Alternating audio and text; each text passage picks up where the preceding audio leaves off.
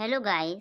भारत में कौन से राज्य ने विद्यालयों में आने वाले बच्चों की संख्या में वृद्धि लाने के लिए मिड डे मील योजना का आरंभ किया था? जो दोपहर में लंच में जो खाना दिया जाता है स्कूलों में, यह पहल किस राज्य ने की हमारे भारत में सबसे पहले? गुजरात ने, महाराष्ट्र ने, तमिलनाडु ने या कर्नाटक ने? यह किस राज्य ने पहल की? इसका आंसर है आपका सी, तमिलनाडु ने। तमिलनाडु ने यह पहल की कि बच्चों को लंच में भोजन दो तो सभी बच्चे स्कूल आएंगे। भारत में तमिलनाडु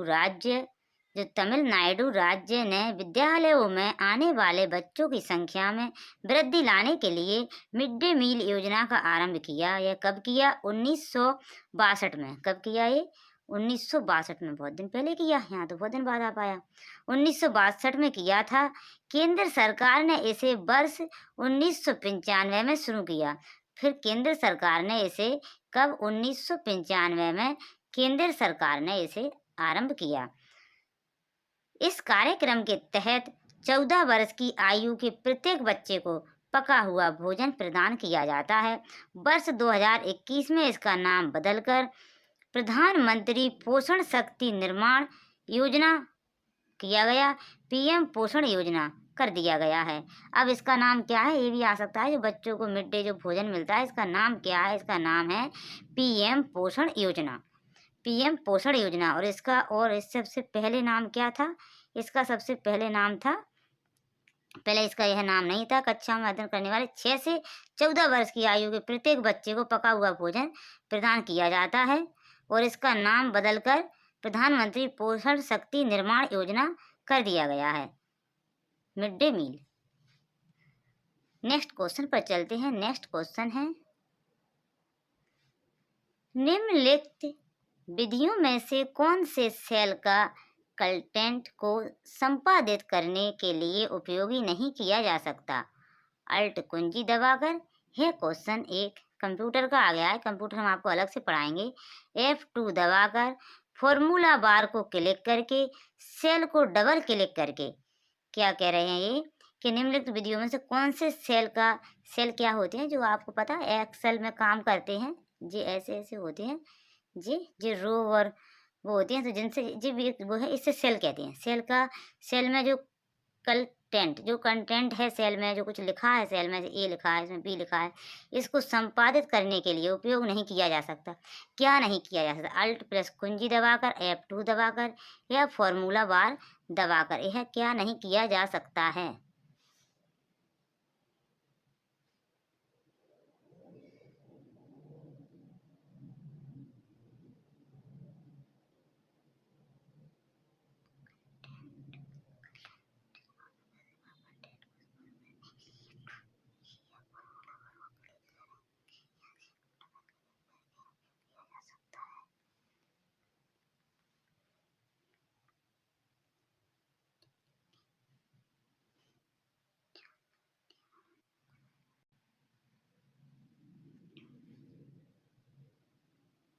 इसका ऑप्शन होगा आपका ए सही, ए।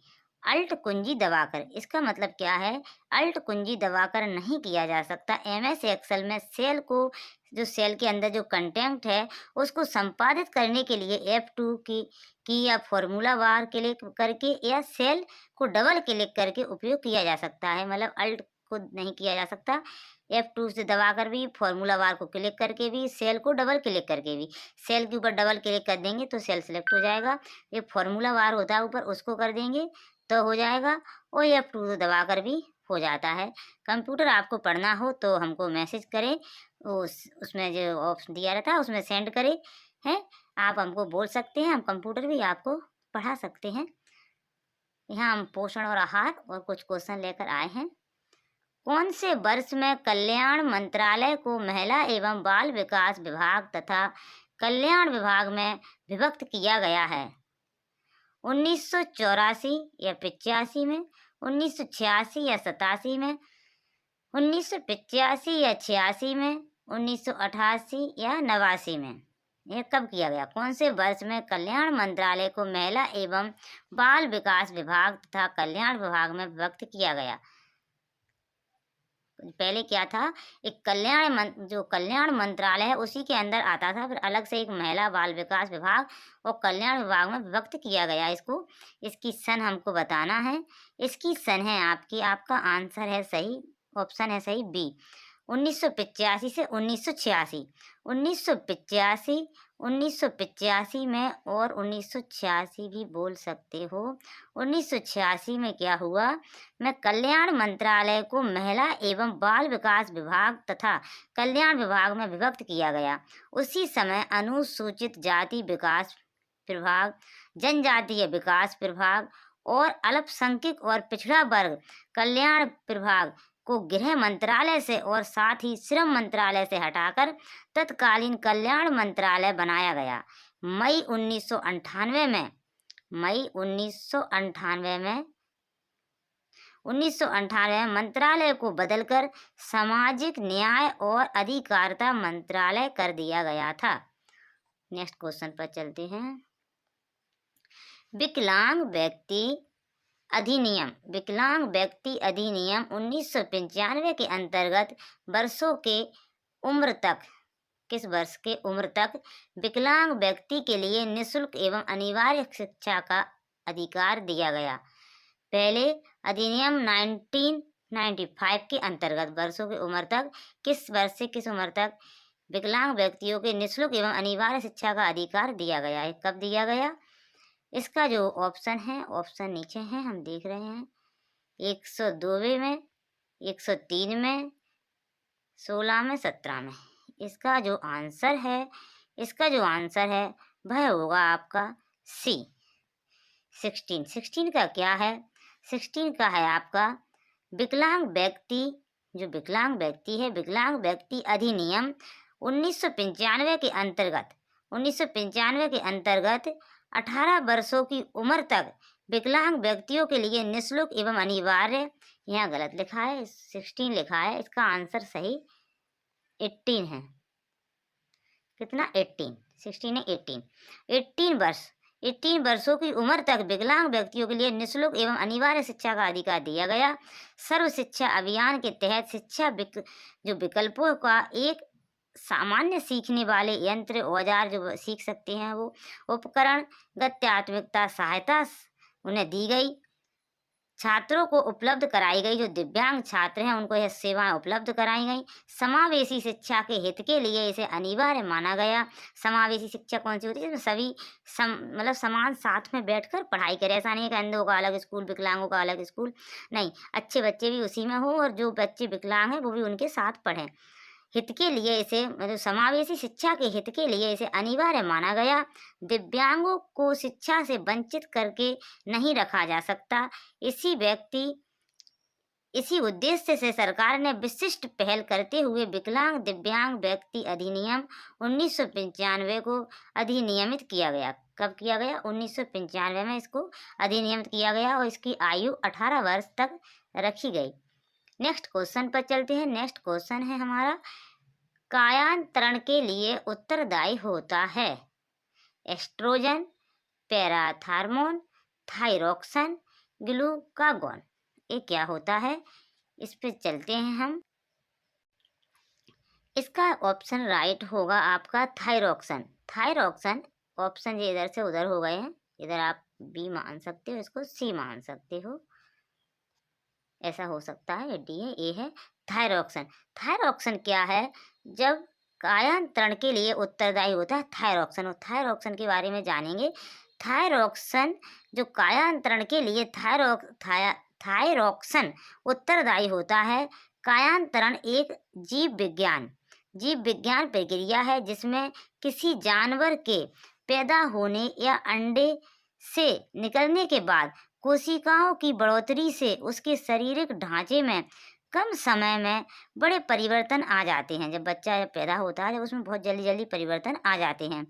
उदाहरण के लिए ऐसे रेंगने वाली झिल्ली, ऐसे कैटरपिलर होता है ना, उसमें वो झिल्ली होती है, इसलिए कायांतरण करके उड़ने वाली तितली बन जाती है। वो कायांतरण करके पहले वो कैटरपिलर जैसी होती है, फिर वो उसकी काया पलट होती है, उसमें पंख आते हैं, वह उड़ने वाली तितली बन जाती है। इसी को थायरोक्सिन बोलते हैं थायरॉक्सन ही उत्तरदायी होता है। इसी ऐसी क्रिया जो होती है उसमें जीव विज्ञान में उस क्रिया का नाम थायरॉक्सन दिया है। इसका आंसर जो सी है वो सही है, थायरॉक्सन। नेक्स्ट क्वेश्चन पर चलते हैं।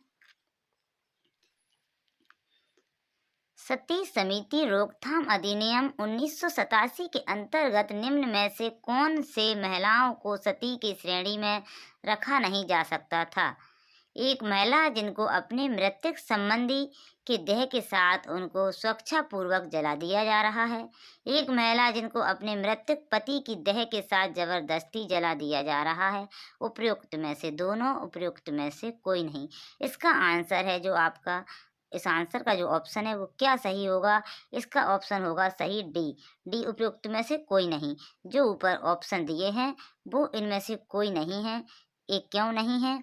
इनने कहा है सती प्रथा। इनने कहा एक महिला जिनके मृतक संबंधी के देह, उनके जो कोई खत्म हुआ है उसका उनका सगा संबंधी है, सगे संबंधी के मरने पर वो औरतें सती नहीं होती थी, अपने पति के मरने पर सती होती थी। तो इसका है कि सती प्रथा के अंतर्गत वैसी महिलाएं जिसके पति की मृत्यु हो जाती थी, वह स्वेच्छा से महिला को भी पति की चिता के साथ जलकर मर जाना होता था। किसी निकट संबंधी की मृत्यु हो जाने पर महिला को सती होने की आवश्यकता नहीं थी। सती प्रथा के अंतर्गत महिला स्वेच्छापूर्वक सती होती थी। इसमें महिला के साथ जोर जबरदस्ती नहीं की जा सकती थी, न की जाती थी। महिला स्वेच्छा से अपने पति की जलती चिता में कूदकर सती हो जाती थी। सती समिति, जो सती समिति की रोकथाम थी ना, वो अधिनियम 1987 के अंदर 87 के टाइम पर इसके अंतर्गत हुआ। ये प्रश्न में दिए विकल्प में सही नहीं है। जो प्रश्न में विकल्प दिए हैं ऊपर वो सही नहीं है। महिला सिर्फ अपने पति की मृत्यु हो जाने पर स्वेच्छापूर्वक सती होती थी। यह एक सामाजिक नियमावली थी उस समय की, जिसे वर्ष 1828 में राजा राम मोहन राय द्वारा समाप्त कर दिया गया। 1828 में, जब 1828 में राजा राम मोहन राय ने सती प्रथा आंदोलन किया और उसमें इसको समाप्त कर दिया गया कि कोई किसी महिला को जीवित नहीं जलाओ। नेक्स्ट क्वेश्चन पर चलते हैं। नेक्स्ट क्वेश्चन है हमारा, मनरेगा के काम को प्राथमिकता के क्रम पर कौन निर्णय लेता है? केंद्र सरकार निर्णय लेती है, केंद्र सरकार या राज्य सरकार, ग्रामीण विकास मंत्रालय या ग्राम सभा? इसका जो ऑप्शन है वह सही होगा डी, ग्राम सभा। ग्राम सभा मनरेगा, जो मनरेगा के काम की प्राथमिकता के क्रम पर ग्राम सभा निर्णय लेती है कि संविधान के अनुच्छेद 243, संविधान के अनुच्छेद 243 बी, 243 बी में ग्राम सभा के गठन का प्रावधान है। यह पंचायती राज व्यवस्था का प्राथमिक विकास है। ग्राम पंचायत का प्रधान मुखिया होता है, जो मनरेगा का संचालन भी करता है। मनरेगा से जुड़े सभी मामलों की सुनवाई एक जांच मनरेगा द्वारा निर्धारित की जाती है। इसका ऑप्शन आपका डी सही है, ग्राम सभा। नेक्स्ट ऑप्शन पर चलते हैं। नेक्स्ट है, एक नई तालिका बनाने के लिए किस पद्धति में आपको फील्ड प्रकार और आकार निर्दिष्ट करने की आवश्यकता नहीं है? विजर्ड के द्वारा टेबल बनाना, डाटा एंट्री के साथ टेबल बनाना, डिजाइन व्यू में टेबल बनाना, उपयुक्त में से कोई नहीं। यह आपका कंप्यूटर का क्वेश्चन है। कंप्यूटर में, इसमें कंप्यूटर दिया है, यह आपका कंप्यूटर का क्वेश्चन है। इसका ऑप्शन होगा आपका सही बी, डाटा एंट्री के साथ टेबल बनाना। डाटा एंट्री के साथ टेबल बनाना, एक तालिका में एक टेबल होती है, उसमें रो और कॉलम से बनी होती है। ऐसी एक टेबल बनाते हैं, जो रो हो गई और ऐसे से कर लेते हैं हम, जी कॉलम हो गए हमारे, और जी बन गई हमारी टेबल।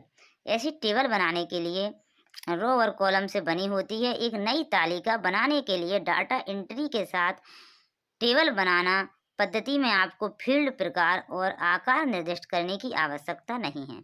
ऐसी नहीं है, आप यहाँ एक और लाइन बढ़ाकर टेबल बना सकते हैं, आपको इसकी ज़रूरत नहीं है डाटा एंट्री के साथ टेबल बनाना। नेक्स्ट क्वेश्चन पर चलते हैं। नेक्स्ट क्वेश्चन है हमारा, खाद्य सुरक्षा अधिनियम। खाद्य सुरक्षा अधिनियम 2013 के अनुसार निम्न में से कौन सा खाद्यान्न के अंतर्गत नहीं आता? चावल, गेहूं, स्थूल अनाज या दाल? यह कौन सा जो है खाद्य पदार्थ है जो अंतर्गत खाद्यान्न के अंतर्गत नहीं आता है। इसका ऑप्शन है आपका डी, दाल। दाल नहीं आती है। दाल का क्या है? खाद्य सुरक्षा अधिनियम 2013। खाद्य सुरक्षा अधिनियम 2013 के अनुसार दाल को खाद्यान्न के अंतर्गत नहीं रखा गया है। सितंबर 2013 को इसे अधिनियमित किया गया था। इस अधिनियम को लागू करने का एकमात्र उद्देश्य एक गरिमापूर्ण जीवन जीने के लिए लोगों को वहनीय मूल्य पर अच्छी गुणवत्ता के खाद्यान्न की प्राप्त मात्रा सुरक्षा प्रदान करना है। यह अधिनियम 75% ग्रामीण एवं 50% शहरी आबादी को कवरेज प्रदान करता है। अभी और क्वेश्चन पढ़ेंगे तो वीडियो लेंथी हो जाएगी, इसलिए नेक्स्ट वीडियो में हम और क्वेश्चन लेकर आएंगे। इसलिए इस वीडियो को हम यहीं समाप्त करते हैं। वीडियो देखने के लिए थैंक यू। और हमको जो भी आपको कोई प्रॉब्लम, परेशानी, दिक्कत हुई हो तो हमको कमेंट कर ज़रूर बताएं कि आपको कैसा लगा। फीडबैक अपना दें। वीडियो देखने के लिए थैंक यू।